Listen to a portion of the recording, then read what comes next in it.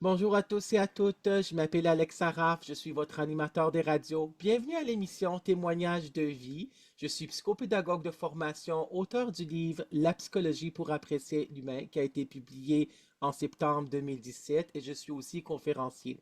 Donc, à l'émission Témoignages de vie, on reçoit des invités rayonnants, inspirants et résilients qui vont témoigner de leurs histoires de vie, de leur parcours de vie. Comme le dit un des slogans alors des psychologues du Québec, chaque personne a son histoire. Et c'est aussi pour grandir intérieurement que j'ajouterais la, la phrase qui est même psychologie populaire, là, mais que j'aime bien aussi parce qu'on est des gens résilients puis on s'en sort tout le temps. C'est la malléabilité du cerveau. Boris Cyrulnik en a parlé. Donc, de la résilience. Donc, aujourd'hui, j'ai le plaisir d'accueillir à Témoignage de vie, à l'émission Témoignage de vie, Jean-Sébastien Busque. Bonjour, Jean-Sébastien. Bonjour Alex, Bonjour, ça va? Comment vas-tu? ça va très bien, c'est un plaisir de me joindre à toi. Ok, parfait. Merci infiniment d'avoir accepté mon invitation. Ça me fait énormément plaisir de t'avoir comme invité à l'émission Témoignage de vie. Donc, aujourd'hui, tu vas témoigner de ton parcours de vie, de ta trajectoire de vie. On va partir à partir de ton enfance, en fin de compte, ton adolescence et ton vécu en tant que personne trans. Donc, je rappelle aux auditeurs et aux auditrices que la transidentité, c'est une identité de genre et aussi que les trans, les personnes transsexuelles ou transgenres, c'est la personne comment elle se définit en tant que trans, si elle se définit comme transsexuelle ou transgenre, là, on ne va pas rentrer dans ces débats-là. Elle peut être d'orientation hétérosexuelle, homosexuelle ou bisexuelle. Chaque personne, ça lui appartient comment il se définit son concept de soi aussi par rapport à son identité, là. Okay? L'identité, ça inclut le concept de soi. Donc, tu es originaire de la Beauce. Comment a été ton enfance? Est-ce que tu t'es senti différente en tant que personne trans et aussi par rapport à ton adolescence? Est-ce que tu peux nous raconter ton histoire? Oui, oui, ben, je vais essayer de faire ça assez bref. Ben, écoute, moi je viens de la Beauce, pour ceux qui connaissent ou connaissent moins ou ne sont pas familiers, c'est à peu près à 1 heure au sud de Québec. C'est une région qui est reconnue énormément pour ses entrepreneurs. Des fois, par contre, avec une mentalité un peu plus conservateur, Mm. étant éloigné des grands centres. C'est surtout par la force des choses. Je te dirais, j'ai eu une enfance où, sans savoir que ça existait, je ne me suis pas posé les questions. Ça, c'est vraiment la base de mon histoire, là. On va reculer de près de 40 ans. Dans le fond, à ce moment-là, ce n'était pas nécessairement nommé. Oui. Fait que je dirais que c'est ce qui a été très long dans mon cheminement de m'en rendre compte là, à l'aube de mes 38 ans que je n'étais tout simplement pas dans le bon corps. Mais oui, dans mon enfance, j'ai définitivement vécu les décalages, je vais dire, sans savoir que c'était ça. Ça portait pas un mot, ça portait pas un nom. C'est pas quelque chose qu'on entendait parler ni à la radio, ni à la TV, ni que mes parents auraient pu avoir non plus un petit drapeau qui se lève. Oui. Hem, Fait que c'est sûr que tout mon enfance, toute mon adolescence a été un peu teinté de ça. Moi, autour de 20 ans, j'ai fait un coming out en tant que lesbienne parce que pour Oui. moi, j'avais clairement une attirance chez les femmes. J'y ai rencontré ma conjointe à Toronto dans les mêmes années. Fait que moi, je suis revenu en Beauce faire un coming out là, au début des années 2000 où déjà c'était quelque chose. On va reculer il y a 20 ans, là. Oui. Ce qui est rendu la transidentité aujourd'hui, c'était juste le fait d'être homosexuel il y a 20 ans, là. Oui. Fait que je dirais déjà là, j'ai un peu cassé des barrières de oser m'afficher, oser tenir ma vérité, arriver avec une conjointe à présenter à ma famille.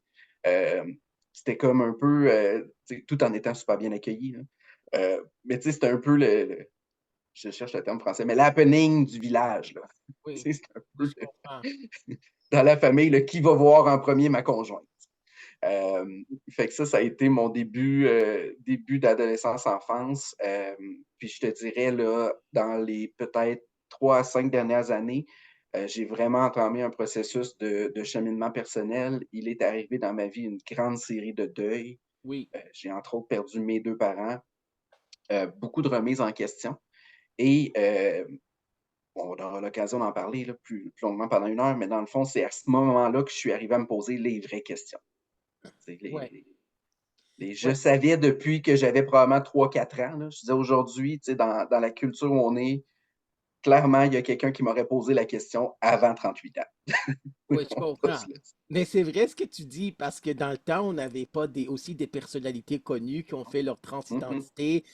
Présentement, ben, on connaît depuis quelques années, on a Ellen Page, qui est Oui, maintenant Elliot Page, qui a fait son transidentité. On a aussi la fille de Cher, qui oui, était Chastity Bono, puis qui est maintenant Chaz Bono, qui a vécu sa transidentité. Donc, elle, eux autres aussi, là, je veux dire, ces personnes trans-là, et ces gens trans-là, ils ont fait aussi leur transidentité, c'est qu'ils, comme toi, ils ont fait leur coming out, leur sortie du placard en tant que femme homosexuelle, en tant que lesbienne, puis par la suite, elles ont découvert leur transidentité.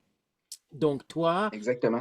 c'est ça. Donc toi, par rapport au deuil aussi, je me rappelle que tu m'as écrit dans ta biographie qu'aussi il y avait ta mère qui s'est enlevé la vie, que ça a été vraiment, Oui. ça devait être un grand choc, là. Donc c'était des deuils successifs aussi. Tu as perdu, je pense que c'est écrit qu'avec ta conjointe, c'était comme trois parents sur les quatre. S'il y avait Oui. aussi les grands-parents, c'est ça? Ouais, Ouais, je peux peut-être te raconter, ouais, c'est ça, chez c'est nous, quand moi même des j'appelle deuils, ça, là. ouais, puis moi j'ai appelé ça la grande tornade, là. Je te Ouais, dirais, les gens ont vécu la pandémie, là, nous on l'a peut-être pas vécu comme les autres, là. Je te dirais à partir de 2020, ouais. en fait, mon père était atteint de la démence à corps de Lewy, je sais pas si tu connais Oui, le oui, oui, oui. Alzheimer Oui, mélangé avec oui, Parkinson, depuis 8 ans à peu près. oui, Fait que dans le fond, mon père est décédé avec la COVID oui. à l'automne 2020. Mais dans le même été, on a perdu dans la même journée mon beau-père puis une tante dont j'étais très proche. Fait que, tu sais, juste en 2020, sont partis 3 piliers de notre environnement. Oui, Euh, Entre-temps, moi, je suis retourné travailler. J'ai fait un épuisement professionnel. Fait que oui, 2021, je me ramasse sur mon divan en épuisement professionnel. Et en 2022, je veux dire, ma mère a malheureusement donné un peu raison aux statistiques, là. Ma mère s'est enlevé la vie. C'est par épuisement d'avoir supporté mon père, par, je vais oser le mentionner, là, mais sa santé mentale de bipolaire. oui, Hem Et dans le fond, ça fait des parents. Au travers de ça, on a reçu le diagnostic que ma belle-mère est atteinte de l'Alzheimer. Donc, on a ma belle-mère à charge, oui, avec nous, là. Ma conjointe, elle a la charge sous curatelle depuis 2021. Fait qu'on s'est ramassés et là, automne dernier, dans le même mois, on perd nos 2 derniers grands-parents. Fait que oui, nous, là, la tornade a fait que tout ce qui était nos bases de vie ou je l'appelle le clan. oui, Tu sais, notre clan a réellement parti, mais des 2 côtés en même temps. oui, je C'est comprends. vraiment en arraché, là, assez frappant, puis assez difficile pour qu'on soit obligé de re-questionner notre sens à la vie, dans le fond. Oui, Tu sais, de se reposer sur, tu sais, on a un parent présentement qui dépasse le stade des 70 ans, mais même pas avec son cerveau en entier. Ça, c'est ça, c'est notre réalité. Puis on va se fier au pronostic. Probablement que d'ici 5 ans, on n'a plus cette dernière-là non plus. Fait que, j'ai dit: «Moi, je suis dans une génération où souvent je vois beaucoup plus mes amis que les parents viennent aider à faire des projets la fin de semaine, vont garder les enfants, pendant qu'ils vont dans le sud, vont s'en occuper». Puis moi, j'ai dit: «Non, non, nous, on a vécu s'occuper de nos parents, soutenir nos parents». Vraiment à l'inverse de manière comme virulente, c'est souvent le mot que j'utilise, là. oui, Tu sais, chez nous, je blague, mais moi, je suis rendu un peu une référence ou un pro des successions, là. Tu sais, j'ai si tu as quelque chose à régler dans une succession, appelle-moi. On en a fait des compliqués, puis on en a fait plusieurs, puis tu sais, c'est vraiment, un peu ridicule à dire avant même 40 ans, tu sais. oui, je Mais comprends.